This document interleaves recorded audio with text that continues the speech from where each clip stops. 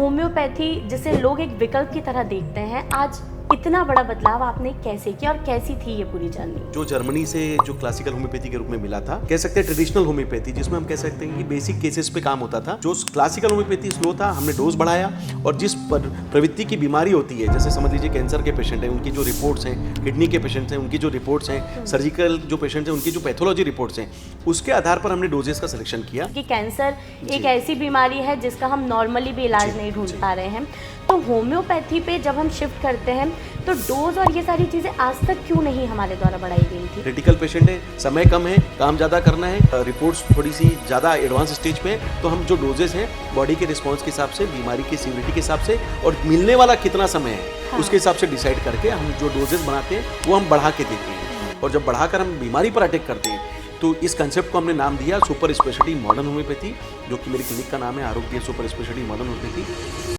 हम medical science पे जाते हैं तो वो ट्रीटमेंट जो है लोगों के लिए बहुत ज़्यादा एक्सपेंसिव भी है, तो होम्योपैथी भी क्या हमें उतना ही एक्सपेंसिव पड़ता है या इनमें कोई डिफरेंस हम देख सकते हैं? जी बिल्कुल, जो दूसरे सिस्टम होते हैं उनका एक फिक्स अपना बनाया हुआ एक सिस्टम है, उसके हिसाब से वो काम करते हैं। होम्योपैथी में दवाइयाँ इतनी ज़्यादा कॉस्टली नहीं होती है, इसलिए ये कॉस्ट इफेक्टिव ट्रीटमेंट है। अगर हम हर किसी तीसरे या चौथे घर में भी देखेंगे तो हमें दवाइयों की डिपेंडेंसी मोस्टली दिखती है, जो कि शुगर या ब्लड प्रेशर की वजह से होती ही है। तो क्या हम इस तरह की डिपेंडेंसी भी खत्म कर सकते हैं? बिल्कुल, बहुत अच्छा क्वेश्चन है, क्योंकि लाइफ स्टाइल प्रॉब्लम जो होती है जिसमें ब्लड प्रेशर, डायबिटीज़, कोलेस्ट्रॉल, मिर्गी, माइग्रेन, ये जो प्रॉब्लम्स होती है, ऐसा कहा जाता है कि ये जीवन के साथ चलती है। तो मेरे चैनल पे आप जब जाएंगे तो ऐसे काफ़ी सारे लोगों के अपडेट हैं, तो आप देखेंगे कि लोगों ने ब्लड प्रेशर की दवाइयाँ 20-20 साल बाद भी बंद की है। आयुर्वेद और होम्योपैथी की बात करें तो लोग कई बार इसके बीच में कंफ्यूज होते हैं, क्योंकि उन्हें ये नहीं पता है कि डिफरेंस है क्या और असल में कोई डिफरेंस है भी या नहीं। तो मैं चाहूंगी कि आप आयुर्वेद और होम्योपैथी की टर्म को हमारे दर्शकों को बताएं। जब भी हमें कोई बीमारी होती है या फिर जब ठीक होने की बात आती है तो शायद हम ऐसा कहते हैं कि सबसे स्लो प्रोसीजर होम्योपैथी है, लेकिन ऐसा असल में है नहीं, क्योंकि हम उसे एक ऑप्शन की तरह देखते हैं। असल में किसी भी ट्रीटमेंट को या किसी भी ऐसी चीज़ को एक ऑप्शन की तरह देखना गलत हम कह सकते हैं, क्योंकि ये कोई ऑप्शन नहीं, ये आज एक ऐसा सॉल्यूशन है जो मॉडर्न होने के बाद इतना बदल चुका है कि आज के युग में लोग इसे पहला ऑप्शन देखने लगे हैं। नमस्कार, मैं शिवानी यादव और आप देख रहे हैं आद्य दर्शन। और आज हमारे साथ हमारे इस स्टूडियो में एक ऐसी ही शख्सियत मौजूद है जिन्होंने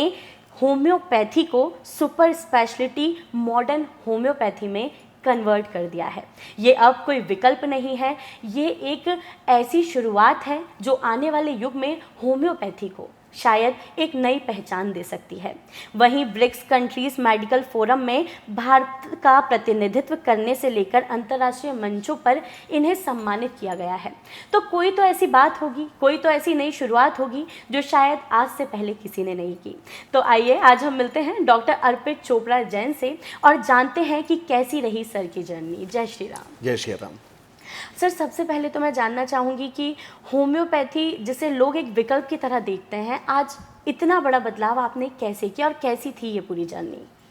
बिल्कुल, ये जो बदलाव है वो एक दिन की मेहनत नहीं है। जैसा कि हम लोग अपने परिवार में जो संस्कार देखते हैं कि बड़ों से आशीर्वाद मिलता है, हम उनके संस्कार सीखते हैं और उसको अपनी नेक्स्ट जनरेशन में हम भी ट्रांसफ़र करते हैं। तो ये ट्रांसफ़र का जो ज़माना है, ये जैसे पारिवारिक कल्चर में हम देखते हैं, ये सेम चीज़ हमने होम्योपैथी में अडॉप्टेबिलिटी ली कि जो हमें मिला है, जो जर्मनी से जो क्लासिकल होम्योपैथी के रूप में मिला था, वो एक कह सकते हैं ट्रेडिशनल होम्योपैथी, जिसमें हम कह सकते हैं कि बेसिक केसेस पे काम होता था। उसके जो कंसेप्ट बताए गए थे, क्योंकि वो 200 से 250 साल पहले लिखे गए थे। तो हम अगर आज के परिवेश में बात करें तो उसमें बहुत सारी मॉडिफिकेशन की ज़रूरत थी, जिसमें हम आज के परिवेश में जिन जिन बीमारियों पे बात करें, जैसे आपने पहला शब्द जो बोला कि जो आम लोगों की भावना है कि होम्योपैथी का ट्रीटमेंट स्लो ट्रीटमेंट है, जो कि इसलिए लोग इसको ऑप्शन में रखते हैं। तो उसको ऑप्शन से निकालकर अगर हम उसको एक्चुअल विकल्प में लाना चाह रहे हैं तो कहीं ना कहीं हमें ये भी समझना पड़ेगा कि जो लोगों की भावना है उस पर हम क्या नया काम करें जिससे उनका विश्वास और अच्छा सुदृढ़ हो सके। तो जो क्लासिकल होम्योपैथी है, जिसमें ये कहा जाता था कि डोजेस कम होते थे, इसलिए बेसिक केसेस में भी हम इसका ट्रीटमेंट कर सकते हैं, बट जो क्रिटिकल बड़े लेवल के केस हैं, इमरजेंसी केस हैं, उसमें उसका उपयोग नहीं होता था या लगभग नहीं के बराबर था। और जो होता भी ये था उपयोग, तो वो स्लो ट्रीटमेंट होने के कारण कई बार ऐसा इतना समय नहीं मिल पाता था कि हम उन केसेस पर अच्छे से काम कर सके। इसलिए जन हित में ऐसा बोला जाता था कि होम्योपैथी में क्रिटिकल केसेस में काम नहीं होता है। अब इसे जब हमें चेंज करना था तो जैसा कि परिवार से ट्रांसफर होता है वैसे मुझे जो मिला, हमने उसको पढ़ाई करने के बाद ये समझा कि मेडिकल साइंस आज के डेट में काफ़ी सारा इनोवेशन और एक तरीके से रिसर्च मोड में जो सभी सिस्टम अपनी मेहनत कर रहे हैं, तो क्यों ना हम कुछ ऐसा करें जो मुझे मेरा सिस्टम मिला इसमें मैं कुछ नया लाऊं जिससे लोगों को आगे भी फायदा मिले। और इसके लिए मुझे एक नया तरीका लाने की जरूरत थी और उसको डॉक्यूमेंटेशन प्रोसेस पे लाने का बहुत ज़्यादा जरूरत था। को डॉक्यूमेंटेशन इसलिए कि अगर हम किसी पेशेंट को ठीक करेंगे, अगर डॉक्यूमेंटेशन देंगे तो उसको पर्याप्त आधार मिलता है कि हम कहीं पे बता सकें, चाहे दुनिया का कोई भी मेडिकल प्लेटफॉर्म हो या फिर किसी भी तरीके का जो मेडिकल काउंसिल है जिसमें हम अपनी डाटा देते हैं तो हम बता सकेंगे। और करने के लिए कुछ नया लाने था, तो जो क्लासिकल होम्योपैथी स्लो था हमने डोज बढ़ाया और जिस प्रवृत्ति की बीमारी होती है, जैसे समझ लीजिए कैंसर के पेशेंट हैं उनकी जो रिपोर्ट्स हैं, किडनी के पेशेंट्स हैं उनकी जो रिपोर्ट्स हैं, सर्जिकल जो पेशेंट्स हैं उनकी जो पैथोलॉजी रिपोर्ट्स हैं, उसके आधार पर हमने डोजेस का सिलेक्शन किया और जैसी ज़रूरत वैसा पावर। अगर क्रिटिकल पेशेंट है, समय कम है, काम ज़्यादा करना है और जो रिपोर्ट्स थोड़ी सी ज़्यादा एडवांस स्टेज पे है, तो हम जो डोजेस हैं बॉडी के रिस्पॉन्स के हिसाब से, बीमारी की सीवियरिटी के हिसाब से और मिलने वाला कितना समय है उसके हिसाब से डिसाइड करके हम जो डोजेस बनाते हैं वो हम बढ़ा के देते हैं। और जब बढ़ाकर हम बीमारी पर अटैक करते हैं तो इस कंसेप्ट को हमने नाम दिया सुपर स्पेशलिटी मॉडर्न होम्योपैथी, जो कि मेरे क्लिनिक का नाम है आरोग्य सुपर स्पेशलिटी मॉडर्न होम्योपैथी। और लगभग 3000 से ज़्यादा पेशेंट का डेटा हमने इस तरीके से बनाया है, जो कि हमने एक बुक बनाई है असंभव से संभव का प्रयास, जो इस बुक के माध्यम से हमने ब्रीफ दिया है, जिसका इंग्लिश वर्जन है vision of impossible to possible. और इसमें उन केसेस पे काम हो रहा है जो लगभग होम्योपैथी में अभी तक कैंसर, किडनी फेलियर, कोमा के पेशेंट जो हॉस्पिटल के कैटेगरी के पेशेंट हैं, सर्जिकल कैटेगरी, जो ऑटोइम्यून कैटेगरी जो कि लाइलाज मानी जाती है, लाइफ थ्रेटनिंग प्रॉब्लम या लाइलाज या असाध्य रोग या ऐसा कह सकते हैं जीवन भर दवाई चलने वाली जो रोगों की बातें करते थे, उसमें होम्योपैथी को हमने फास्ट ट्रीटमेंट देकर इनके pre and post treatment data हमने लगभग जो 3800 के पेज के आसपास की जो बुक बनाई है वो लगभग सभी मेडिकल काउंसिल में सबमिट किया है। और हमारी कोशिश ये है कि भारत से जो सुपर स्पेशलिटी होम्योपैथी एक नया कंसेप्ट के रूप में पूरे वर्ल्ड वाइड इसको हमें बढ़ाना है और फैलाना है। और जो होम्योपैथी कभी जर्मनी से आई थी इम्पोर्ट होकर, जो इम्पोर्टेड होम्योपैथी है, हम भारत से एक्सपोर्टेड होम्योपैथी में सुपर स्पेशलिटी वर्जन को बाहर भेज पाएंगे, ऐसा हमारा प्रयास है और ऐसा हमारा उद्देश्य है जो हम कोशिश कर रहे हैं। जी, तो आपने ये जो चेंज की बात की और आपने डोज की बात की कि हम उसे इंक्रीज कर चुके हैं और उस तरह से चीज़ें की जा रही हैं, और जिन बीमारियों की आप बात कर रहे हैं मुझे लगता है कि आज तक कभी भी उसे होम्योपैथी में तो कंसिडर नहीं किया गया था, क्योंकि कैंसर एक ऐसी बीमारी है जिसका हम नॉर्मली भी इलाज नहीं ढूंढ पा रहे हैं। तो होम्योपैथी पे जब हम शिफ्ट करते हैं तो डोज और ये सारी चीज़ें आज तक क्यों नहीं हमारे द्वारा बढ़ाई गई थी, अब इसमें बदलाव क्यों किया गया? होम्योपैथी में अभी तक जैसा मैंने बताया कि जो लिखा हुआ सिस्टम है 200 से 250 साल पहले का है, और पेशेंट की जब बीमारी की सीवियरिटी ज़्यादा होती है तो जो जिस अनुपात में वो जो डोजेस बताए गए थे वो उस अनुपात में इतनी तेज़ी से काम करने में कई बार लोगों के मन में शंका रहती थी कि होम्योपैथी इतना फास्ट ट्रीटमेंट मिल पाएगा या नहीं मिल पाएगा। तो इसलिए होम्योपैथी को प्रचार प्रसार में हमेशा क्रिटिकल पेशेंट या इमरजेंसी केसेस में हमेशा लगभग दूरी बनाई गई कि होम्योपैथी जैसे केसेस में नहीं यूज़ किया जाए या फिर नहीं काम करती है क्योंकि इतना समय नहीं मिलेगा। और मैंने यही चीज़ बदली कि जैसा रिपोर्ट वैसा पावर बनाने के लिए हमें डोज बढ़ाना पड़ेगा। समझ लीजिए कैंसर का पेशेंट है और ऑपरेट करके आया मेरे पास, मेरे चैनल पे आप जाएंगे ऐसे काफ़ी सारे पेशेंट्स के अपडेट मिलेंगे जिन्होंने 2 बार ऑपरेशन कराने के बाद, हो सकता है जीबीएम कैंसर का केस है, एक उदाहरण बताता हूँ, जिसमें जीबीएम कैंसर जो कि ब्रेन का कैंसर है, जिसमें हम एक पेशेंट के बारे में बात करेंगे जो कि इंदौर की रहने वाली है और उसने 2 बार ऑपरेशन कराया और तीसरी बार जब वो रिकरेंस हुआ तो जो 5.5 सेंटीमीटर की एक गठान ब्रेन में और 2.5 सेंटीमीटर की 2 अन्य गठान, मतलब टोटल 3 गठानों के साथ जब वो हमारे पास आई तो लगभग उसको मना कर दिया गया था, क्योंकि जीबीएम का कैंसर जो होता है बहुत तेज़ी से बढ़ता है और एग्रेसिव ट्यूमर होता है, तो आप जितना ऑपरेट करते हैं कई बार वो और तेज़ी से बढ़ने लग जाता है। इसलिए मेडिकल साइंस ऐसा कहता है कि इस पूरे पेशेंट के लिए 2 साल से ज़्यादा अच्छी प्रोग्नोसिस नहीं मानी जाती। और चूंकि जो पेशेंट ऑलरेडी 2 बार ऑपरेट कर चुका है उसके लिए तीसरा ऑपरेशन भी आसान नहीं होता, और उतना होने के बावजूद भी इस बात के लिए आप उसके लिए जीवन काल बताना लगभग मेडिकल साइंस बहुत ज़्यादा चैलेंजिंग मोड में था और एक तरीके से ना ही बोल दिया गया था। और ऐसे स्टेज पर अगर होम्योपैथी में जब ये आते हैं तो निश्चित रूप से मान के चलिए ये हमारे लिए प्रयास भी है और एक तरीके से एक उम्मीद भी है कि हम होम्योपैथी से क्या नया करेंगे जो ऐसे पेशेंट्स के लिए कुछ अच्छा लाएं। तो निश्चित रूप से लिखा तो ईश्वर ने था और शिफा डॉक्टर्स के हाथ में दी जाती है। तो हम लोग डॉक्टर ईश्वर तो नहीं है, लेकिन जिस सीट पे बैठते हैं वो ईश्वर की बनाई हुई सीट है। तो कहीं ना कहीं उसमें ईश्वर की शिफा से जो हमारा प्रयास होता है, अगर वो किसी की जान बचाने में हमारी कुछ नए विजन से या इनोवेटिव आइडिया से कुछ नया करके अगर हम किसी को फिजिकल, मेंटल और सोशल तीनों लेवल पे ठीक कर लें, तो निश्चित रूप से उसके लिए पूरा परिवार के लिए ये प्रेरणा बनता है। तो मैंने उस पेशेंट को जब ट्रीट किया तो लगभग ये कह सकते हैं कि जिसको कह दिया गया था कि 2 महीने से ज़्यादा जीवन काल शेष नहीं है, उस 2 महीने में जो हमने रिपोर्ट कराई उसमें जो 2.5 सेंटीमीटर की 2 गठान थी, हमने होम्योपैथी की दवाइयों को जो पावर बढ़ाकर सुपर स्पेशलिटी मॉडर्नोपैथी के कंसेप्ट से जो हमने दवाई दी थी उससे हमने पूरा डिसॉल्व भी कर लिया। और बिना कीमो, बिना रेडिएशन, बिना सर्जरी, बिना इम्यूनोथेरेपी और बिना टारगेट थेरेपी, ये 5 काम हमने हमारी दवाइयों से लगभग उसी तरीके से काम किया, स्ट्रेट फॉरवर्ड एग्रेसिव ट्रीटमेंट करके होम्योपैथी को फास्ट, नेचुरल और इजी वे में। और 2 महीने बाद जो रिपोर्ट हमारे लिए इंडिकेटरी मिली वो उसके लिए एक तरीके से जीवन का एक शुरुआत था जो उससे प्राप्त हुआ। और 1 साल और पूरा ट्रीटमेंट लेने के बाद जब हमें जो अगली MRI मिली उसमें जो 5.5 सेंटीमीटर का जो बचा हुआ लीजन था वो भी पूरी तरीके से डिसॉल्व हो गया। तो आज भी वो पेशेंट 7 साल बाद इंदौर में खड़ी है। और जिस केस में कह दिया जाता है कि 2 साल से ज़्यादा नहीं कोई चल सकता, अगर वो 7 साल बाद भी खड़ी है तो कहीं ना कहीं वो ईश्वर की दया है और कहीं ना कहीं एक प्रयास था हमारा जो सफल हुआ। इसी तरीके से लोगों ने 9 सेंटीमीटर तक की गठानों को होम्योपैथी से बिना सर्जरी, बिना कीमो, बिना रेडिएशन डिसॉल्व किया। तो कैंसर के स्टेज चूँकि हम लोग मान के चलते हैं स्टेज 3 और 4 के पेशेंट जो ज़्यादा आते हैं हमारे पास, और कई बार ऑपरेशन लोग नहीं भी कराते हैं। ऐसी भी स्टेज होती है जब पेशेंट 84 साल का है, हमें बोल दिया जाता है कि आपके लिए ऑपरेशन भी पॉसिबल नहीं है। कई ट्यूमर ऐसे होते हैं जहाँ पर ऑपरेट करना बहुत मुश्किल होता है। तो ऐसे केस में भी होम्योपैथी जो कि नेचुरल विज्ञान है और इजी वे में सेफ सिस्टम पे हम जब फास्ट ट्रीटमेंट करते हैं तो 5 काम जो कीमो, रेडिएशन, सर्जरी, इम्यूनोथेरेपी और टारगेट थेरेपी, ये हम अपनी दवाइयों से करके उनका रिस्पॉन्स बढ़ाते हैं और जितना टाइम मिलता है उसमें हम बीमारी पर अटैक करते हैं। और इसी बात की पुष्टि आप जब मेरे चैनल पे जाते हैं, और एक तरीके से ये जो मैं डाटा इसलिए बताना पसंद करता हूँ क्योंकि ज़्यादातर क्या होता है कि होम्योपैथी में डेटा एनालिसिस थोड़ा सा अभी तक कम बताया जाता है। और मैं जैसे ये आपके चैनल के माध्यम से जरूर बताऊंगा, जैसे कैंसर के बारे में हम बात करेंगे, कैंसर के अपडेट्स हैं, तो इन सभी पेशेंट्स के बारे में ये ब्रीफ है। ऐसे और भी बहुत सारे पेशेंट्स के जब आप रिपोर्ट देखते हैं कि इनकी पहले की रिपोर्ट, बाद की रिपोर्ट, पहले की रिपोर्ट, बाद की रिपोर्ट, तो इसमें वो चेंजेस आपको मिलेंगे जो मेडिकल साइंस से वो पेशेंट उम्मीद कर रहा था। तो ना केवल होम्योपैथी से हमने उनको फायदा दिया, बल्कि देखा जाए तो ओवरऑल मेडिकल साइंस से वो फायदा मिलना चाहिए। जो हमारा एक प्रयास होना चाहिए कि वसुधैव कुटुंबकम, जो पूरी दुनिया को हम एक परिवार माने और प्रयास करें मिलकर। तो सिस्टम का प्रॉब्लम नहीं है, हमें अब वहाँ पे प्रयास करना है। और प्रयासों में कमी नहीं होनी चाहिए, और ये होम्योपैथी से हमने किया तो कहीं ना कहीं आज उसका जीवन बचा है। और ऐसे काफ़ी सारे पेशेंट्स के अपडेट आप मेरे चैनल पे देखोगे। तो मेरे हिसाब से आपके चैनल के माध्यम से एक छोटा सा मैसेज है कि डॉक्टर और पेशेंट मिलकर अगर बेस्ट प्रयास करें तो निश्चित रूप से होपलेस नहीं हुए, आप होपफुल बनिए। और जब वो 2 महीने के लिए जब बता गया और आज भी 7 साल बाद अब आराम से अपना जीवन यापन कर रही है, तो निश्चित रूप से हमें उम्मीद मिलती है कि ऐसे काफ़ी सारे पेशेंट का जब जो डेटा तैयार हुआ है वो लोगों के लिए प्रेरणा भी है और हमारे लिए भी एक कॉन्फिडेंस है कि हम लोगों को ज़्यादा से ज़्यादा पहुँचाकर कहीं ना कहीं उनका फ़ायदा दे पाते हैं। तो अगर हम बात करें कि जब हम मेडिकल साइंस पे जाते हैं तो वो ट्रीटमेंट जो है लोगों के लिए बहुत ज़्यादा एक्सपेंसिव भी है, क्योंकि अगर हम ऑपरेट कराते हैं,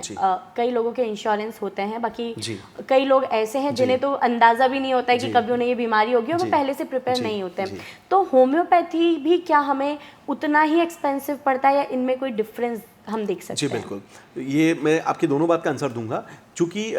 जो दूसरे सिस्टम होते हैं उनका एक फिक्स अपना बनाया हुआ एक सिस्टम है, उसके हिसाब से वो काम करते हैं। होम्योपैथी में दवाइयाँ इतनी ज़्यादा कॉस्टली नहीं होती है, इसलिए ये कॉस्ट इफेक्टिव ट्रीटमेंट है। इवन आपके प्रॉब्लम्स के बारे में जब हम होम्योपैथी में जब हम लोग जब केस टेकिंग लेते हैं तो जो मेन केस है, समझ लीजिए किसी पेशेंट को 3 या 4 प्रकार की प्रॉब्लम है, तो हम वो 3 या 4 प्रकार के प्रॉब्लम को मिलाकर एक कॉमन किट में भी उस ट्रीटमेंट को कवर कर सकते हैं। तो इसका फ़ायदा ये मिलता है कि आपको 3 या 4 प्रकार के डॉक्टर्स की जो विजिट करने की टेंडेंसी है वो हम कोशिश करते हैं कि हम कम से कम लेवल पे उसको मैनेज करें। और एक ही डॉक्टर के आपका चारों ट्रीटमेंट का पॉसिबिलिटी हम देने की कोशिश करते हैं। और उसका फ़ायदा ये भी मिलता है कि आपको ज़्यादातर केमिकल जो साइड इफेक्ट होने के जो चांस होते हैं, क्योंकि इतने सारे दवाइयाँ जब कोई पेशेंट खाता है अलग अलग सिस्टम से, तो भी मन में एक डर रहता है कि कोई भी दवाई जाएगी तो केमिकल साइड इफेक्ट्स हो सकते हैं। और इतनी दवाइयाँ भी खाना है, हम तो कई बार कहते हैं ना एक बीमारी के खाने के लिए जब दवा दवाई खाता है तो कोई पेशेंट बोलता है साइड इफेक्ट हो गया, मुझे दूसरी बीमारी हो गई। तो जो मन में डर रहता है, इसका भी आंसर होम्योपैथी है, क्योंकि होम्योपैथी में आप सब कुछ मिलाकर एक जगह कवर भी कर रहे हैं,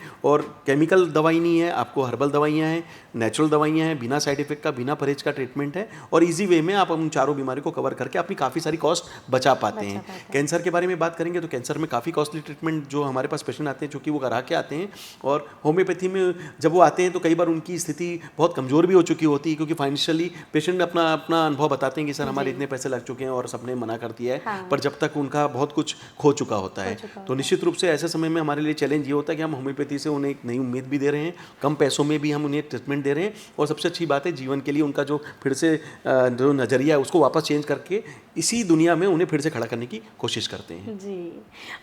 वहीं मेडिकल साइंस तो सबके लिए बहुत क्लियर टर्म है, लेकिन अगर आयुर्वेद और होम्योपैथी की बात करें तो लोग कई बार इसके बीच में कंफ्यूज होते हैं, क्योंकि उन्हें ये नहीं पता है कि डिफरेंस है क्या और असल में कोई डिफरेंस है भी या नहीं। तो मैं चाहूँगी कि आप आयुर्वेद और होम्योपैथी की टर्म को हमारे दर्शकों को बताएं। जी बिल्कुल, देखिए दोनों ट्रेडिशनल सिस्टम है, और आयुर्वेद के बारे में जिस तरीके से चूँकि हमारे जो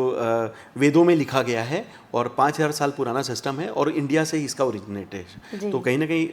आयुर्वेद की उत्पत्ति भारत से हुई, और ये भी हर्बल बेस्ड ट्रीटमेंट होता है, और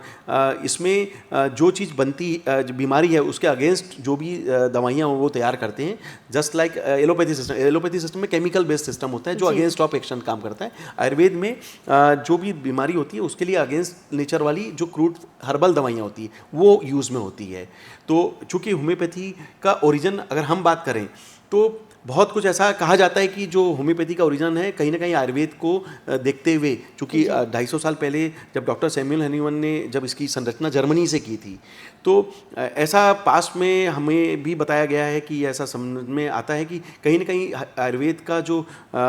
विज्ञान है और होम्योपैथी का विज्ञान है काफ़ी हद तक एक दूसरे को रिलेट करता है। तो होम्योपैथी भी कहीं ना कहीं आयुर्वेद के साथ जुड़ी हुई है। उसका मेन रीज़न क्या है कि दोनों नेचुरल सिस्टम है, और होम्योपैथी में एक अंतर जो आता है वो ये है कि होम्योपैथी में जो भी ट्रीटमेंट होता है वो सामान को सामान से ख़त्म करने की जो विधि है, समझ लीजिए ये कंसेप्ट है जो कि होम्योपैथी में सिमिलिया सिमिलियस क्यूरेंटर, यानी सामान को सामान से ख़त्म करना। समझ लीजिए एक वैक्सीन होता है, जब हम कोविड में या किसी प्रकार की बीमारी के लिए वैक्सीन की बात करें तो वो भी एक तरीके से उसी कंसेप्ट में काम करता है जो हम एलोपैथी सिस्टम में या किसी भी सिस्टम से वैक्सीन की भाषा समझते हैं कि छोटा सा मॉलिक्यूल जो कि हम उस प्रोटीन से जो या फिर उस तरीके से मॉलिक्यूल या फिर उस वायरस का एक थोड़ा सा जो मॉलिक्यूल है उसको हम वैक्सीन के रूप में एंटीजन के रूप में जब इंजेक्ट करते हैं तो बॉडी उसके खिलाफ एंटीबॉडीज़ बनाती है। तो ये वैक्सीन का कंसेप्ट है। सेम उसी तरीके से होम्योपैथी का कंसेप्ट है कि जिस बीमारी के बारे में जो सिम्टम्स आते हैं उससे रिलेटेड सिम्टम्स के लिए जो छोटा सा डायनेमिक पावर होता है, जो कि होम्योपैथी में आपने सुना होगा कि जो मात्रा होती है बहुत ज़्यादा नहीं होती है। क्योंकि ये पोटेंटाइज मेडिसिन है, डायनेमिक पावर है, और इसलिए होम्योपैथी में एक बात ये भी कई जगह कहा जाता है कि जब इसमें पावर रहता है और मात्रा नहीं होती तो कहीं कहीं ऐसा तो नहीं कि ये प्लेसिबो है। तो इस कारण से बहुत सारे कंट्रीज़ में होम्योपैथी को काफ़ी अपोज का सामना भी करना पड़ा कि होम्योपैथी प्लेसिबो है, इसका साइंटिफिक एविडेंस नहीं है और मात्रा चूँकि कम होने के कारण। तो मेरा आपके चैनल के माध्यम से मैसेज है कि चूँकि होम्योपैथी की दवाइयाँ अल्ट्रा मॉलिक्यूल जो रिफाइंड एक तरीके से कह सकते हैं ना कि नैनो टेक्नोलॉजी के रूप में काम करती है, डायनेमिक पावर है, तो जो पोटेंटाइज मेडिसिन होती है वो कम पावर में भी एग्रेसिव ट्रीटमेंट करती है क्योंकि उसकी पेनिट्रेशन कैपेसिटी ज़्यादा होती है। तो होम्योपैथी बहुत नेचुरल तरीके से आपके बॉडी रिस्पॉन्स को, अंदर से इम्यूनिटी रिस्पॉन्स को सही करता है, और जितनी मात्रा और पोटेंटाइज मोड में वो जब हम पेशेंट को देते हैं तो निश्चित रूप से उसका मुख्य उद्देश्य दवा से बीमारी को दबाना नहीं है, उस बीमारी को ठीक करने के लिए आपकी इम्यूनिटी को सही करना है। अगर आपकी हम उतनी दवा का मात्रा देकर आपकी इम्यूनिटी रिस्पॉन्स को रेगुलेट करते हैं, मेटाबॉलिज्म सही करते हैं और इम्यूनिटी बढ़ाते हैं, तो चूंकि आपकी इम्यूनिटी खुद की बढ़ती है तो निश्चित रूप से वो खुद ही बीमारी पर फाइट करने के लिए तैयार हो पाती है। इसलिए होम्योपैथी की दवाइयाँ आगे जाकर बंद भी हो पाती है। अगर आप दबाने की बात करेंगे तो कभी जीवन भर दबाते दबाते आप मतलब थक जाएंगे, पर बीमारियां वैसी रहेगी, और जब तक बीमारी के लिए दवा लेता है आदमी उसको मेंटेन करता है, जैसे ही छोड़ता है फिर से बीमारी आने लग जाती है। ऐसा कई बार लाइफ स्टाइल प्रॉब्लम में हम देखते भी हैं। पर होम्योपैथी की दवाइयाँ इसीलिए बंद हो पाती है कि जब वो आपकी इम्यूनिटी बढ़ा के, जब वो आपकी बॉडी रिस्पॉन्स को सही करके बीमारी खत्म करती है तो निश्चित रूप से एक लेवल ऐसा आता है कि आपकी इम्यूनिटी इतना सेट हो चुकी होती है कि आप फिर दवाइयाँ भी बंद कर पाते हैं। तो इसलिए होम्योपैथी का ट्रीटमेंट एक क्योर की भाषा में काफ़ी अच्छे प्रभाव देता है, और जो क्रॉनिक केस है उसमें काफ़ी लोगों को आपने देखा होगा कि होम्योपैथी इसलिए पसंद किया जाता है कि क्रॉनिक केसेस में अच्छा ट्रीटमेंट और पूरा जड़ से खत्म करने की कोशिश होती है। इसी चीज़ को हमने थोड़ा सा सुपर स्पेशलिटी कंसेप्ट में डाला तो अब बड़े बड़े लेवल के केसेस में भी ये फास्ट ट्रीटमेंट आ चुका है। और कहीं ना कहीं ये जो मैंने जैसा कि मैंने बताया कि कैंसर फेलियर, किडनी फेलियर, जो स्टेज 5 के पेशेंट्स हैं, अब इसमें डायलिसिस या ट्रांसप्लांट होता है, ऐसे 21 क्रिएटिनिन तक के पेशेंट हमने होम्योपैथी से कवर किए हैं और उनका डायलिसिस या ट्रांसप्लांट बचाया, जो नेचुरल तरीका है। कोमा का कोई पेशेंट हो, वेंटिलेटर पे हो, तो निश्चित रूप से वहाँ पर एलोपैथी सिस्टम से हम उनको दवाई दे रहे हैं, पर कई बार सब कुछ देने के बावजूद भी नर्वस पैरासिम्पैथिक सिस्टम एक्टिव नहीं हो पा रहा है। तो ऐसे सिस्टम पे हमने होम्योपैथी को सुपर स्पेशलिटी कंसेप्ट में पावर पोटेंटाइज मेडिसिन को मदर टिंचर्स के साथ नाक की नली, जो आरटी फीडिंग कहते हैं, जो आप देखते हैं वेंटिलेटर पे पेशेंट जब रहते हैं हॉस्पिटल में, कई बार नाक की नली लगाई जाती है, उसको आरटी फीडिंग कहा जाता है। उस माध्यम से हम दवा देते हैं और कोशिश करते हैं कि नर्वस पैरासिम्पैथिक सिस्टम को अंदर से ताकत दें, और उस ताकत के कारण पेशेंट कई बार कोमा और वेंटिलेटर से बाहर आ चुके हैं। तो उसके लिए एक तरीके से दूसरा जीवन है कि किसी पेशेंट को वेंटिलेटर से बाहर लाना, और ये हमारे लिए बहुत चैलेंजिंग केस होता है। और ऐसे काफ़ी सारे पेशेंट आप मेरे चैनल के माध्यम से जब देखेंगे जिनको दूसरा जीवन, कहीं ना कहीं मेडिकल साइंस की जीत होती है जो प्राप्त हुई। सर्जिकल कैटेगरी में हम बात करें, कई ऐसे पेशेंट्स हैं, देखिए मैं एक छोटा सा कंसेप्ट जरूर बताऊंगा। सर्जिकल कैटेगरी में क्या होता है कि जहाँ दवा खत्म हो जाती है वहाँ सर्जरी होती है, ऐसा बताया जाता है। हमारी कोशिश ये रहती है कि हम दवाइयों के माध्यम से ही सर्जरी बचाएं। और अगर कोई सर्जिकल केस है, समझ लीजिए ब्रेन ट्यूमर है, बच्चेदानी में गठान है, छाती में गठान है, गॉल ब्लैडर में स्टोन है, एवियन है, साइनस है, प्रोस्टेट का प्रॉब्लम है, ऐसे कई लेवल पे टॉन्सिलाइटिस है, ऐसे कई केसेस ऐसे होते हैं जिसमें सर्जरी करने के लिए लोगों की मजबूरी बनती है। और हमारी कोशिश ये रहती है कि हम होम्योपैथी में दवाइयों के माध्यम से उन सर्जिकल केसेस पे बात करें और काम करें। ये मेरे इस तरीके से काफ़ी सारे पेशेंट के बारे में हम बात कर सकते हैं जिन्होंने उनकी पहले और बाद की रिपोर्ट देखेंगे, जो विदाउट सर्जरी केवल होम्योपैथी की दवाइयों से हमने कवर किया। तो कहने का मतलब ये कि असंभव कुछ भी नहीं है, आपको प्रयास वो करना पड़ेगा कि होम्योपैथी को किस तरीके से पेनिट्रेशन कैपेसिटी को यूज करके एग्रेसिव ट्रीटमेंट पे मोड में लाना चाहिए, और ये करने के लिए थोड़ा सा डिफरेंस लाना बहुत जरूरी था। इसीलिए इस कंसेप्ट का नाम हमने आरोग्य सुपर स्पेशलिटी मॉडर्न होम्योपैथी दिया है, ताकि नए समय में आज के हिसाब से होम्योपैथी का सुपर स्पेशलाइजेशन हो, स्पेशलाइजेशन के साथ मॉडर्नाइजेशन हो, और इस कंसेप्ट से सुपर स्पेशलिटी केसेस, जो बड़े लेवल के फेलियर केसेस है, उसको भी हम डील कर सकें, इमरजेंसी ट्रीटमेंट में भी उपयोग में ला सकें। और इसी कारण 3000 से ज़्यादा पेशेंट आज खड़े हो पा रहे हैं। अभी आपने दवाइयों पे डिपेंडेंसी की बात की, तो मोस्टली हम देखते हैं कि अगर हम हर किसी तीसरे या चौथे घर में भी देखेंगे तो हमें दवाइयों की डिपेंडेंसी मोस्टली दिखती है, जो कि शुगर या ब्लड प्रेशर की वजह से होती ही है। मतलब अगर कोई दूसरी मेडिसिन नहीं भी ले रहा है तो वो एक मेडिसिन ब्लड प्रेशर की ले ही रहा होता है। तो क्या हम इस तरह की डिपेंडेंसी भी खत्म कर सकते हैं? बिल्कुल, बहुत अच्छा क्वेश्चन है, क्योंकि लाइफ स्टाइल प्रॉब्लम जो होती है, जिसमें ब्लड प्रेशर, डायबिटीज़, कोलेस्ट्रॉल, मिर्गी, माइग्रेन, ये जो प्रॉब्लम्स होती है, ऐसा कहा जाता है कि ये जीवन के साथ चलती है। और चूँकि लाइफस्टाइल मॉडिफिकेशन के साथ अगर हम इसको ट्रीट करते हैं तो इसमें होम्योपैथी बहुत अच्छा काम इसलिए कर सकती है। समझ लीजिए शुरुआती लेवल पे आप थायराइड या ब्लड प्रेशर के लिए हमसे कांटेक्ट करते हैं, तो हमारा कहना रहता है कि इन सब चीज़ों को आप ड्रग डिपेंडेंसी करने के बजाय अपना रिस्पॉन्स बढ़ाइए। जो आपका मेटाबॉलिज्म डिस्टर्ब हुआ है उसको आप रिकवर करिए, और जितनी जल्दी पेशेंट आते हैं उसका फ़ायदा ये मिलता है कि हम उनकी मेटाबॉलिज्म और रिकवरी को फास्ट कर पाते हैं। तो मेरे चैनल पर आप जब जाएंगे तो ऐसे काफ़ी सारे लोगों के अपडेट हैं। जब आप लाइफस्टाइल प्रॉब्लम में जाते हैं तो आप देखेंगे कि लोगों ने ब्लड प्रेशर की दवाइयाँ 20-20 साल बाद भी बंद की है। तो 20 साल तक तो वो चूंकि ले चुके थे, इसलिए उन्हें हम क्या करते हैं, step by step taper down कराते हैं, उनका रिस्पांस बढ़ाते जाते हैं, और जैसे जैसे रिस्पांस सेट होता जाता है उनकी दवाइयाँ कम होती है और फिर बंद हो पाती है। अगर किसी कारण से हम कहते हैं कि अगर आप पहले आ जाएं तो हमारा कोशिश ये रहता है कि शुरुआती लेवल पर ही हम आपको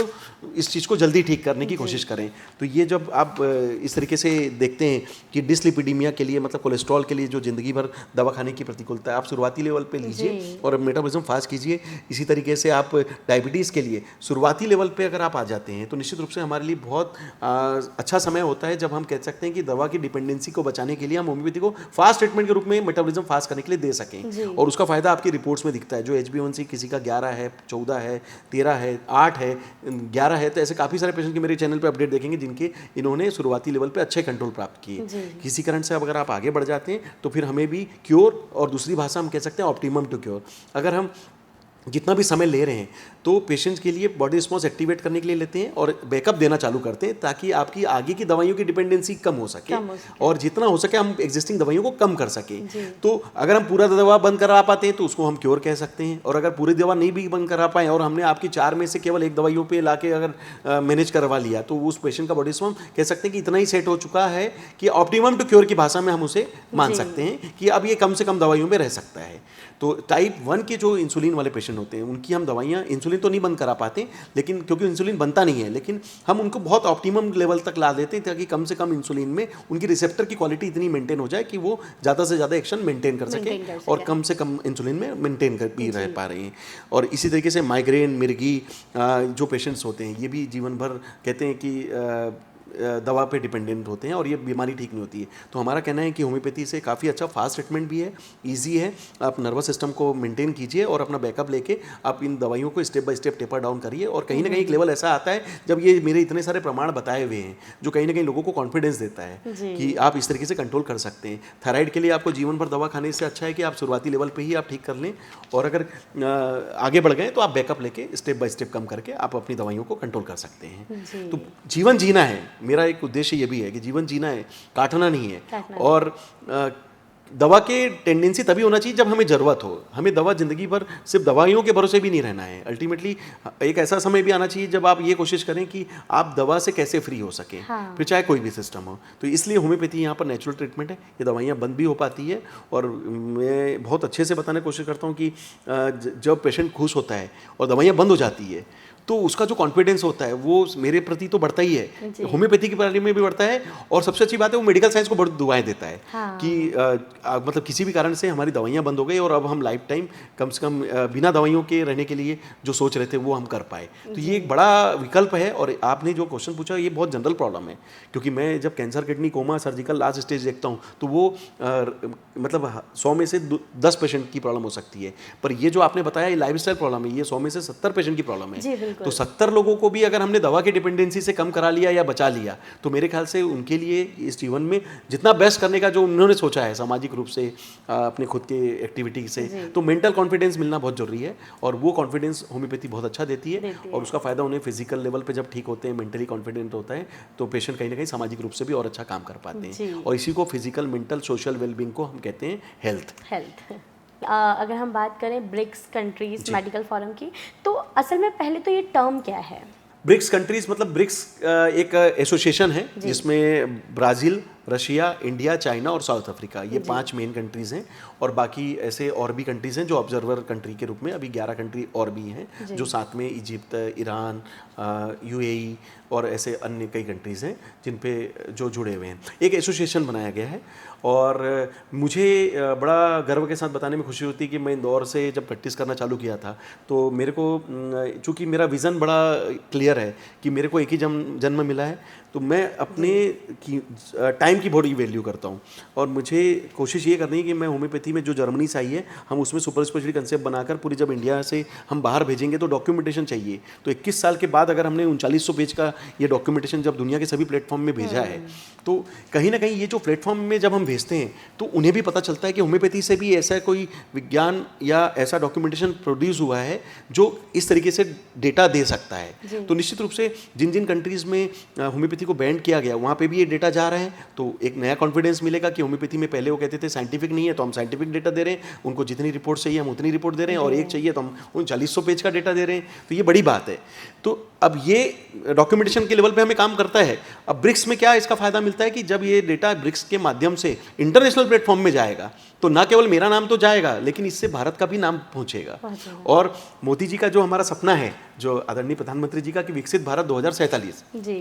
ये हम सभी 140 करोड़ लोगों की जवाबदारी है। जी बिल्कुल, उन्होंने सपना दिया है, करना हम सबको है। तो मैं मेरी फील्ड से अगर होम्योपैथी से कुछ करना चाहूँगा तो कुछ ना कुछ मुझे नया लाना था, और वही कंसेप्ट आरोग्य सुपर स्पेशलिटी होम्योपैथी का जो हमारा तरीका है कहीं ना कहीं ब्रिक्स के माध्यम से, चूँकि मुझे भूमिका दी गई है प्रचार प्रसार करने के लिए ब्रिक्स कंट्रीज़ में, और जो भी है कि होम्योपैथी को मैं जाऊँ और बताऊँ कि इस तरीके से होम्योपैथी क्रिटिकल लेवल के पेशेंट्स के लिए भी यूज़ कर सकते हैं और साइंटिफिक एविडेंस बेस्ड सिस्टम और इनोवेटिव आइडियाज़ के साथ हम बता सकते हैं। तो ब्रिक्स का जो प्लेटफॉर्म है, मैं अभी जो पिछले साल मैंने जो काफ़ी सारे कंट्रीज़ को विजिट किया, मैं अमेरिका गया, आदरणीय ट्रम्प साहब का जो कन्वोकेशन सेरेमनी था उसमें हमें डिनर प्रोग्राम के लिए इनवाइट किया गया था। तो मैं, इट वाज द ऑनर कि मैं होम्योपैथ के रूप में एक डिनर सेरेमनी में इनवाइटेड था और उनकी लिस्ट में था।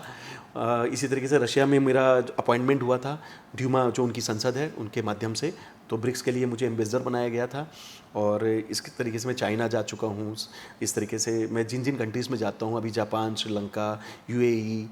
लंदन में या ऑक्सफोर्ड यूनिवर्सिटी में, लंदन पार्लियामेंट में, तो जहाँ जहाँ मुझे मौका मिलता है कि मैं कोशिश करता हूँ कि होम्योपैथी का जो नया वर्जन है, आरोग्य सुपर स्पेशलिटी मॉडर्न होम्योपैथी, जिसमें होम्योपैथी को सुपर स्पेशलिटी कंसेप्ट में लोगों को बताते हैं, तो इसका फ़ायदा उन कंट्रीज़ के डॉक्टर्स को भी मिले, उन कंट्रीज़ के मेडिकल काउंसिल को हम ये डेटा सबमिट कर रहे हैं, यूनिसेफ को डेटा सबमिट कर रहे हैं, यूनाइटेड नेशन ने मुझे बुलाया था तो यूनाइटेड मतलब संयुक्त राष्ट्र में हम ये डेटा सबमिट कर रहे हैं। तो बड़ी कोशिश है कि एक जन्म मिला है, जाने से पहले इस दुनिया में जितना होम्योपैथी से बेस्ट दे सकते हैं। प्रयास बहुत बड़ा है। लोकल क्लिनिक को मैंने ग्लोबल क्लिनिक बनाया है, तो इसके लिए पहले मुझे ग्लोबल होना पड़ेगा। तो कहीं ना कहीं आपकी बात पूरी होती है कि ब्रिक्स एक इंटरनेशनल प्लेटफॉर्म है और इंटरनेशनल प्लेटफॉर्म में ग्लोबल रीच के लिए ये मेरा जो प्लेटफॉर्म है कहीं ना कहीं भारत से भी हमें फ़ायदा देगा और भारत का नाम बढ़ाने के लिए भी विकसित 2047 का जो सपना पूरा करना है उसमें मेरी ओर से भी हमारा जो भी प्रयास है कहीं ना कहीं एक योगदान दे पाएगा। सर अगर हम सनातन धर्म की बात करें, हमारी संस्कृति की बात करें, तो हम होम्योपैथी को सनातन धर्म से कैसे जोड़ सकते हैं?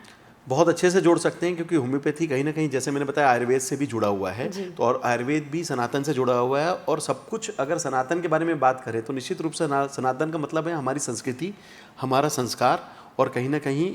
जो हमारे व्यवहार में दिखता है। और सनातन धर्म से ज़्यादा कर्म है कि कहते हैं ना, मैं दुनिया में कोई भी धर्म का पालन करूं पर मेरे कर्मों से मैं अच्छा ना हूं तो इसका मतलब मैं सनातनी नहीं हूं। ठीक है। और अगर कहते हैं मैं अपने धर्म के लिए अगर आस्था रखता हूँ तो कहीं ना कहीं मेरे कर्मों में भी उसकी भूमिका दिखनी चाहिए। और होम्योपैथी इसलिए अच्छी है क्योंकि होम्योपैथी नेचुरल ट्रीटमेंट है और जब हम किसी की मदद करते हैं तो निश्चित रूप से हम उसको हेल्थ जब देते हैं तो निश्चित रूप से वो उसका पूरा जीवन है, उसके पूरे परिवार के लिए वो बहुत इंपॉर्टेंट होता है। तो वो सब्जेक्ट हमेशा कहते हैं ना, स्वास्थ्य है तो सब कुछ है। स्वास्थ्य खोने के लिए अगर गया, स्वास्थ्य अगर खत्म होता है तो निश्चित रूप से आपने सब कुछ खो दिया है। आपके पास दुनिया की सब चीज़ है पर स्वास्थ्य नहीं है तो भी उसका कोई फ़ायदा नहीं है। तो निश्चित रूप से स्वास्थ्य सबसे बड़ा धन है। और जैसे कि सनातन अभी तक हम कह सकते हैं कि जो युगों युगों से चल रहा है और आगे तक चलेगा, तो स्वास्थ्य का जो लाभ है मेडिकल साइंस के डॉक्टर्स के लिए हमेशा से एक जवाबदारी भी है और उस जवाबदारी को चूँकि डॉक्टर्स बड़े अच्छे से डील करने की कोशिश करते हैं। ठीक है, परिवेश अलग हुआ, समय अलग हुआ, लोगों के तरीके अलग हो सकते हैं पर उद्देश्य एक ही है कि हम किसी भी पेशेंट को ठीक करें और जो भी उम्मीद है मेडिकल साइंस से वो उन्हें बेस्ट मिलना चाहिए, वो उनका हक है पेशेंट्स का, वो उन्हें मिलना चाहिए। तो मेरा भी ये आपके चैनल के माध्यम से मैसेज है कि जब आप हम पर ट्रस्ट देते हैं तो निश्चित रूप से हमारा भी प्रयास होता है। मैं ना कोई क्लेम कर रहा हूँ ना कोई मैं ब्लेम करता हूँ, लेकिन मैं प्रयास पूरा करता हूँ और उसी प्रयास में ये 3800 पेशेंट का डेटा हमने जनरेट कर लिया। और कहीं ना कहीं जिस तरीके से ये कोशिश है, अगर आप फिजिकली ठीक होंगे तो हमें भी विश्वास है कि आपका मेंटल कॉन्फिडेंस और सोशल कॉन्फिडेंस आएगा और निश्चित रूप से जब ये मिलता है तो परिवार के रूप में भी आपको जो आपकी कई भूमिका रहती है, जिस इंसान को मैं ठीक करूँगा वो भी किसी न किसी चीज़ का डॉक्टर हो सकता है। किसी फील्ड का वो अपना जानकार है तो उसका फ़ायदा उस फील्ड में भी उनको मिलता है। बिल्कुल। तो हमारी पूरी कोशिश रहती है कि अपनी नीति और नीयत क्लियर रखें, जो ईश्वर ने सिखा दिया इसका सबसे बेस्ट उपयोग करें और असंभव ना माने। इसलिए इस बुक का नाम भी मैंने असंभव से संभव का प्रयास दिया है। असंभव कुछ होता नहीं है, असंभव हमारी सोच होती है कि अगर हमने सोच लिया कि नहीं हो सकता तो मतलब नहीं होगा, पर हम असंभव, I am possible, it's kind of impossible, तो उसी को हमें आई एम पॉसिबल करना है। तो पहले तो सोचना पड़ेगा, सोचना होगा तो आप करेंगे और करेंगे तो निश्चित रूप से think positive, do positive, definitely you will get positive. तो कहीं ना कहीं हमें असंभव से संभव का जो प्रयास है, ये चूँकि गेट पॉजिटिव हुआ है इसलिए आज मैं इसमें बहुत भूमिका है सनातन विज्ञान की। जो मेरे संस्कार ऐसे थे कि मैं असंभव नहीं मानूंगा और जो भी इस जन्म में जाने से पहले मतलब मैं पूरी कोशिश करूंगा कि होम्योपैथी से वो विधि तैयार करके जाऊं जो लोगों को युगों युगों तक मतलब मेडिकल साइंस से उम्मीद थी कि इस तरीके के पेशेंट्स को भी हम होम्योपैथी से ठीक कर पाएँ और नेचुरल तरीके से बिना किसी साइड इफेक्ट के, बिना परहेज के और फास्ट ट्रीटमेंट दे पाएँ। तो निश्चित रूप से ये प्रेरणा सिर्फ मेज तक ना रह जाए, इसलिए आज आपके चैनल के माध्यम से या ब्रिक्स के प्लेटफॉर्म से या मेरे खुद के यूट्यूब के चैनल या वेबसाइट के माध्यम से 19 देशों में हम लोग आज सेवाएं दे रहे हैं और पूरी कोशिश है कि बहुत जल्दी हम इस विधा का जो प्रचार प्रसार जो बढ़ा रहे हैं इससे पूरी दुनिया को और ज़्यादा फायदा मिले। तो जो हमारी भावना है वसुधैव कुटुंबकम की वो हम पूरी कर पाएँ और सर्वे भंतु सुखिना सर्वे संतु निरामया, ये हमारी मन की जो भाव है उसको पूरा करने के लिए मुझे एक ही जन्म मिला है और मैं इस जन्म का पूरा उपयोग करता हूँ और कहीं ना कहीं ये भावना मेरी लोगों को फायदा कर रही है। कहते हैं ना कि किसी का भला करेंगे तो हमारा भला खुद हो जाएगा। तो बस ये कंसेप्ट मेरे दिमाग में रहती है। तो कहीं ना कहीं सनातन मुझे ताकत देता है और उसकी जो भी प्रेरणा है मैं अपने पेशेंट्स को कहीं ना कहीं अपने हाथ से या अपने प्रयास से देने की कोशिश करता हूँ ताकि उनका जीवन और अच्छा चल सके। आपने एक जीवन की बात की, तो जीवन तो बहुत लंबा है, लेकिन अगर हम आने वाले 10 से 15 साल की बात करें तो आप होम्योपैथी को और ये जो नाम है आज कहीं ना कहीं आप इसके पीछे एक बहुत इम्पॉर्टेंट रोल प्ले कर रहे हैं। तो ये जो नाम है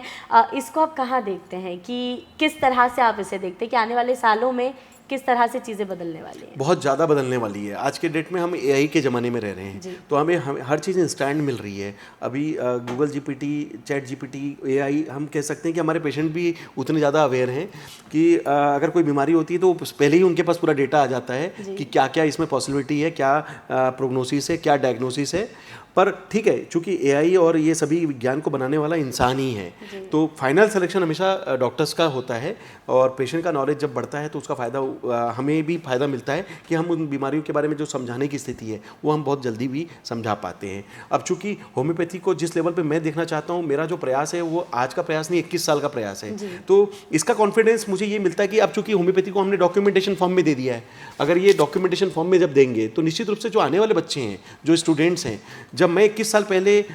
जब प्रैक्टिस करने के लिए आया था तो उस निश्चित रूप से मेरे मन में भी इस तरीके के क्वेश्चन आते थे जब मैं स्टूडेंट था कि होम्योपैथी में कैंसर क्यों नहीं हम ठीक कर रहे हैं, हम किडनी फेलियर के लास्ट स्टेज को क्यों नहीं ट्रांसप्लांट बचा सकते, हम क्यों डायलिसिस बंद नहीं करा रहे हैं, हम क्यों सर्जरी के बिना बड़ी बड़ी गठानों को क्यों नहीं घोल सकते, हम क्यों जीवन भर दवाई चलने वाले की प्रतिकूलता वाले पेशेंट्स को मदद करें। और इस तरीके से ऑटोइम्यून बीमारियां, जो कि एक तरीके से मेडिकल साइंस के लिए सबसे ज़्यादा चैलेंजिंग है। आज फाइब्रोमाइल्जिया ले लीजिए, एनए फैक्टर पॉजिटिव है, निगेटिव नहीं हो सकता, आरए फैक्टर अगर पॉजिटिव है तो निगेटिव नहीं हो सकता, एंकोलाइजिंग स्पॉन्डिलाइटिस अगर HLA-B27 पॉजिटिव है तो निगेटिव नहीं हो सकता। और ये ऑटोइम्यून बीमारी जितनी है वो आपकी इम्यूनिटी के अगेंस्ट चले जाती है। तो क्यों ना हम इन ऑटोइम्यून बीमारी को ठीक करें।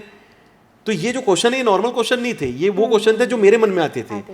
तो निश्चित रूप से मैं अपने सीनियर्स को बड़े परेशान करता था, मेरे टीचर्स को भी बहुत ज़्यादा परेशान करता था, और उनका भी एक ही चीज़ आंसर आता था कि अभी तो ऐसा लिखा है, इस पर प्रयास चल रहा है। और मेडिकल साइंस हमेशा एक इनोवेशन फेस में रहता है, तो दुनिया में जितना भी इनोवेशन हुआ है कहीं ना कहीं उस फील्ड के जो नए नए लोग हैं कुछ ना कुछ अपना नया लाते हैं कंसेप्ट। इसीलिए मैंने पहला क्वेश्चन में आपको बताया था, ये एक संस्कार है जो मुझे मिला है, अब मैं इसको बढ़ाऊंगा और इसका फ़ायदा मुझे नेक्स्ट जनरेशन तक देना है, ताकि मेरे को देखने वाले या मुझे फॉलो करने वाले ऐसे और 1000 अर्पित चोपड़ा जैन अभी प्रोड्यूस होंगे जो इस फील्ड को और ज़्यादा मुझसे भी अच्छा काम करेंगे। तो उनके लिए भी कहीं ना कहीं बैकअप डाटा चाहिए जो उन्हें कॉन्फिडेंस दे। तो निश्चित रूप से मैं ऐसा देखना चाहूँगा कि ये जो मेरा किया हुआ काम है ये पूरी दुनिया को फ़ायदा करे, और निश्चित रूप से इसका फ़ायदा होम्योपैथी तो जो स्टूडेंट्स हैं, कलीग्स को तो मिलेगा ही, पर जिस फ़ायदे को हम देख रहे हैं वो ग्लोबल फ़ायदा है। कि पूरी दुनिया को एक अच्छी हेल्थ के लिए एक अच्छा सिस्टम का सुपर स्पेशलिटी कंसेप्ट पता चले और उसके माध्यम से वो अपने परिवार जो पालन पोषण अच्छे से कर सके, और एक मेडिकल साइंस की एक उम्मीद में रहे कि सभी सिस्टम जैसा अपना बेस्ट करते हैं, होम्योपैथी से भी इस तरीके का एक बेस्ट विज्ञान हमारे लिए तैयार है। और निश्चित रूप से ये जो फ़ायदा उनका कॉन्फिडेंस भी होता है और उनके परिवार को और दुनिया को एक प्रेरणा भी मिलती है कि होम्योपैथी के भारत से ये नाम काम हो रहा है, और न केवल मेरा नाम बढ़े बल्कि मैं चाहूँगा कि इसका फ़ायदा पूरा देश को मिले और पूरी दुनिया को भी मिले। जी, हम जिस जगह पे बैठे हैं, एक धार्मिक चैनल होने के साथ कई ऐसे लोग हमारे सामने आते हैं। कई बार मैं भी कई ऐसी जगहों पे जाती हूँ जहाँ मैं कुछ ऐसा देखती हूँ जो आम तौर पे जो हो रहा है उससे कुछ अलग है, कुछ डिफरेंट है। तो मैं आपसे जानना चाहूँगी कि अगर हम बात करें आस्था की और अंधविश्वास की, और जिस वजह से आज कुछ लोग हैं कि वो ना तो होम्योपैथी की तरफ जा पा रहे हैं, ना ही आयुर्वेदिक, मतलब मेडिकल साइंस की किसी भी टर्म को वो यूज़ ही नहीं कर पा रहे हैं क्योंकि वो किसी एक अलग जोनर में चले जाते हैं, है ना। तो उसके लिए आप क्या कहेंगे कि किस हद तक मतलब भगवान सब है, भगवान एक ही है, कोई सुपर पावर है, ये तो हम सब मानते हैं, लेकिन उस बारे में सोच के कहीं ना कहीं खुद को पूरी तरह से ऐसी जगह पे छोड़ देना कि हम यहाँ से ठीक हो जाएंगे और इससे हम इलाज नहीं कराएंगे, तो आस्था और अंधविश्वास के इस डिफरेंस को आप किस तरह से? जी बिल्कुल, देखिए मेडिकल साइंस हमेशा साइंटिफिक एविडेंस बेस्ड सिस्टम पे चलता है, और WHO जो वर्ल्ड हेल्थ ऑर्गेनाइजेशन है वो भी ये मानता है कि डेटा डॉक्यूमेंटेशन होना बहुत ज़्यादा जरूरी है। आज मैं आपके चैनल पे बोलूँ कि मैं कैंसर हमारे पेशेंट बहुत सारे ठीक हो रहे हैं या अच्छा फ़ायदा ले रहे हैं, तो मुझ पर भी बताने के लिए मेरे पास कुछ होना चाहिए ताकि वो मान सके। तो वो आस्था, मेरे जो ट्रीटमेंट है वो मुझे अपने ट्रीटमेंट पे आस्था है, पेशेंट का मुझ पे आस्था है, मतलब एक ट्रस्ट है, और उसे पूरा करने के लिए मेहनत है, और उस पूरा की हुई मेहनत का कहीं ना कहीं डॉक्यूमेंटेशन होना चाहिए, जो कि साइंटिफिक कहते हैं, उसे हम साइंस कहते हैं। अंधविश्वास वो होता है कि पेशेंट, जैसा कुछ कंट्रीज पे होम्योपैथी को जब बैंड किया गया तो उन्होंने एक रीज़न दिया था कि होम्योपैथी में साइंटिफिक एविडेंस बेस्ड सिस्टम अभी नहीं दिख रहा है, कोई डेटा नहीं है, तो ऐसा तो नहीं कि ये दवाइयाँ प्लेसिबो है, और ये इसलिए पेशेंट ठीक होते हैं कि चूंकि पेशेंट को लगता है कि साइकोलॉजिकल इफेक्ट होता है कि डॉक्टर दवा दे रहा है और मैं इसलिए ठीक हो जाऊंगा क्योंकि डॉक्टर दवा दे रहा है और इसका कोई पेशेंट ठीक हुआ है, तो वो मेरे लिए एक आधार है। लेकिन साइकोलॉजिकल है,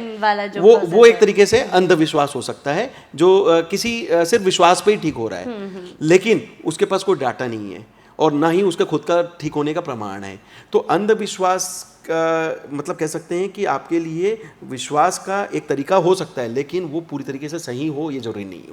है ना। तो आपको आस्था के साथ हमेशा जाना चाहिए, और दुनिया में जब इतने डॉक्टर्स आपकी मदद करने के लिए खड़े हैं तो अंधविश्वास की क्या ज़रूरत है। सभी सिस्टम रिसर्च पे हैं, सभी सिस्टम अपनी इनोवेशंस में, आज एलोपैथी सिस्टम में इतना रिसर्च हो रहा है वो बता रहे हैं, होम्योपैथी में मैं बता रहा हूँ, कहीं ना कहीं central council of research in homeopathy हमारा जो रेगुलेटरी बॉडी है, रिसर्च ऑर्गेनाइजेशन, वो भी कई नई चीज़ें बता रहा है। तो निश्चित रूप से जब डॉक्टर्स आपके लिए इतना काम कर रहे हैं तो, और सब चीज़ का डॉक्यूमेंटेशन और साइंटिफिक डेटा आ रहा है, आयुर्वेद में डेटा आने लग गया, तो इस तरीके से यूनानी में डेटा आ रहा है, तो लगभग जब इतने अच्छे सिस्टम हैं जो खुद वो बता रहे हैं, तो एआई के ज़माने में हमें जानने में ज़्यादा टाइम भी नहीं लगेगा जी।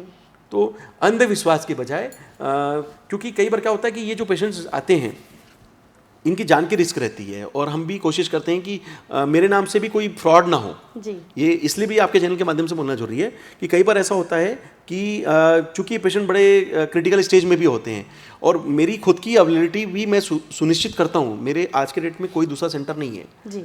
अगर मैं 10 जगह जाऊंगा तो निश्चित रूप से मेरे को भी 10 जगह जाना पड़ेगा, और आज के डेट में हमने इसको बहुत इजी कर दिया, ऑनलाइन सिस्टम से जोड़ लिया है। हाँ। तो मुझे जाना नहीं पड़ता, ना पेशेंट को मेरे तक आने की भी कई बार ज़रूरत है। वो अपने रिपोर्ट्स हमें भेज दे, व्हाट्सअप या मेल के माध्यम से भेज दें, हम उसको वेरीफाई करेंगे, उनसे केस टेकिंग लेंगे। मेरी जो डॉक्टर्स की टीम है, 6 डॉक्टर्स की टीम है, वो केस टेकिंग लेगी, और फिर जब फाइनल उसका केस रिपोर्ट बन जाएगा वो मैं बात करके उनसे ऑनलाइन कंसल्टेशन करके हम घर बैठे उनके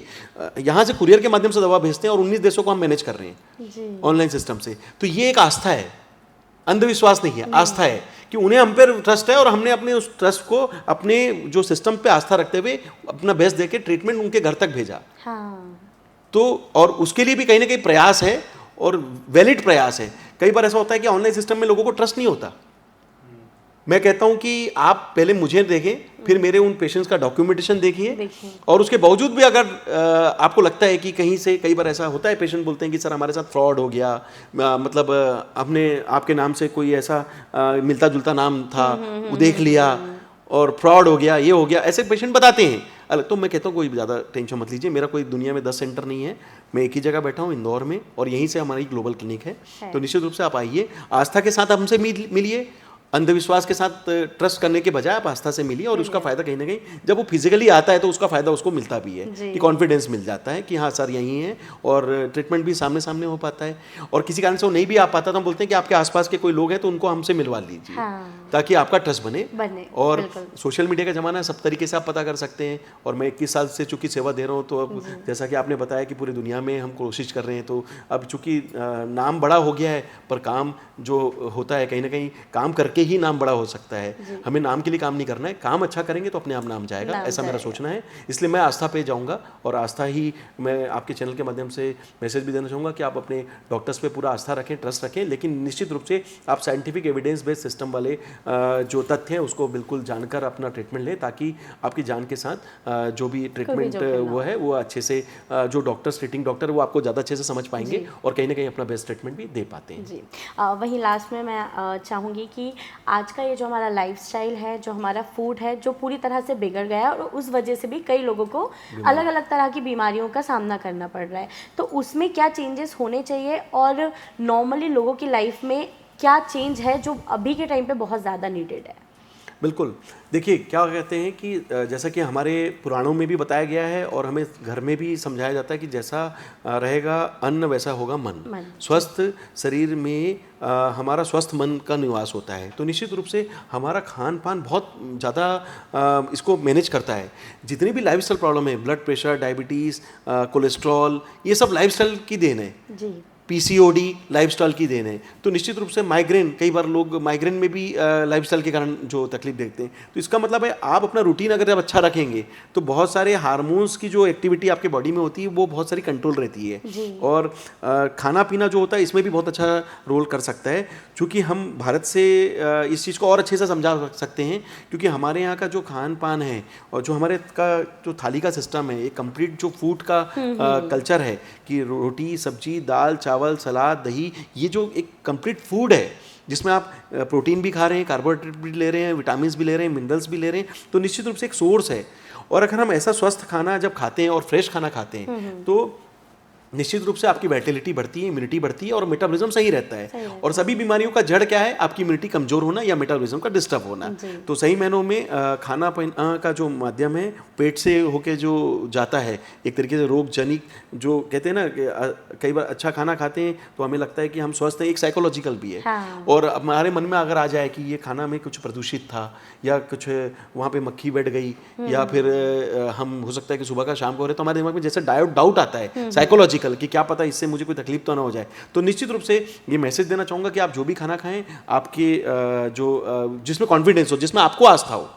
कि एक तरीके से कि मैं अच्छा खाना खा रहा हूँ, स्वस्थ खाना खा रहा हूँ और फ्रेश खाना खा रहा हूँ, उस पे जाइए। और इससे आपको नो डाउट आपको बहुत सारी इम्यूनिटी रिस्पॉन्स को मेंटेन करने में मदद मिलेगी, बल्कि मैं कहूँगा कि prevention is better than cure. ठीक है, अगर हम खान पीना अच्छा रखेंगे तो बहुत सारी बीमारियों को हम पहले ही बचा लेंगे। और बीमारी होने के बाद तो डॉक्टर्स आते ही हैं आपके पिक्चर में, लेकिन मेरा कहना है कि स्वस्थ रहने के लिए सबसे पहले स्वस्थ सोच होनी चाहिए और हमें स्वस्थ रहने के लिए अच्छा खाना पीना, प्रॉपर रूटीन रखना है, स्वास्थ्य के लिए अपना डाइट रखना है, एक्सरसाइज करना है, टाइम से सोना है और सोशल मीडिया को जितना हो सके उतनी अपनी ज़रूरत के अनुसार यूज़ करना है, क्योंकि ये भी एक बहुत बड़ा कारण बन रहा है मेंटल स्ट्रेस, है ना। क्योंकि 90% केसेस में हमने देखा है साइकोसोमेटिक डिसऑर्डर्स आते हैं। हाँ। कि आपकी साइकोलॉजी कमज़ोर हुई या साइकोसोमेटिक यानी कोई स्ट्रेस होने के कारण, ऐसी कोई बीमारी नहीं है जो नहीं हो सकती। तो आप अपने स्ट्रेस लेवल को कंट्रोल कीजिए। स्ट्रेस लेवल के लिए मेडिटेशन कर सकते हैं आप, अपने घर के बड़े जो बुजुर्ग हैं उनका सलाह लीजिए। अपने देखिए पहले क्या होता था कि सोशल मीडिया का ज़माना नहीं था, तो लोग दोस्त मिलते थे, आपस में बात करते थे, खाना भी साथ में खाते थे घर में। तो ये सब चीज़ें क्या है, एक्चुअली से कम्युनिकेशन होने का माध्यम है। आज के डेट में हमारे पास सोशल मीडिया में 1000 लोग हो सकते हैं, पर हो सकता है हम बात किसी से ना करें। तो मन की बात कई बार इतनी अच्छे से नहीं एक्सप्रेस हो पाती और इतने लोगों से बताया भी नहीं जा सकता। तो ज़्यादा बेटर है कि आप कम दोस्त बनाएं, अच्छे बनाएं, अपने मन की हेल्थी चीज़ों को डिस्कस कर सकें और निश्चित रूप से उसका फ़ायदा मिलता है, आपका स्ट्रेस लेवल कम होता है। और सोशल मीडिया का जितना हो सके ज़रूरत के अनुसार उपयोग करें, ताकि वो एडिक्शन में ना बदले। हमें किसी चीज़ का नीड है, हम उसका एडिक्शन लेकर अपने आप को बीमार ना करें। तो निश्चित रूप से साइकोलॉजिकल स्ट्रेस को अवॉइड करें और अच्छा खान पान करें, अच्छी रूटीन रखें, ताकि हम स्वस्थ रहें। और स्वस्थ रहने के बाद भी अगर कोई इन सब होने की डिसीजन होने के बाद या आपकी किसी चीज़ की कमी के कारण आपके लाइफस्टाइल में प्रॉब्लम के बाद कोई बीमारी आती है, तो निश्चित रूप से डॉक्टर्स की मदद लीजिए। Doctors is always ready to help all of you. Thank you so much sir, आज आप यहाँ आए। मुझे लगता है कि आपसे बात करने के बाद जब लोगों तक ये बात पहुँचेगी तो कहीं ना कहीं वो एक बहुत बड़ा जो जिस असमंजस में है उससे खुद ही बाहर निकल पाएंगे, कहीं ना कहीं होम्योपैथी को काफ़ी हद तक समझ पाएंगे। और आपकी जो कोशिश है हमारे चैनल की तरफ से, तो हम इसे एक बहुत ही अद्भुत प्रयास मानते हैं कि शायद आने वाले कल में ये एक बहुत बड़ा बदलाव लाएगा। और ऐसे ही आप सभी दर्शकों से भी उम्मीद है कि अपनी हेल्थ का बहुत बहुत ध्यान रखें, अच्छी सोच के साथ जिएं, अच्छा खाना खाएं, जितना हो सकता है भगवान का नाम लें और भगवान के साथ साथ अपने जीवन में जो लोग हैं उनसे भी जुड़े रहें। ज़रूरत पड़ती है तो सबसे पहले डॉक्टर से सजेशन लें। आप जिस भी तरीके पे यकीन करते हैं, जिस भी तरीके से आप अपनी बीमारियों का हल ढूंढना चाहते हैं, लेकिन एक बार उस हल की तरफ ज़रूर जाएं। ऐसे किसी भी अंधविश्वास के चक्कर में ना पड़े जो आपके आने वाले कल को थोड़ा सा मुश्किल कर दे। जय श्री राम।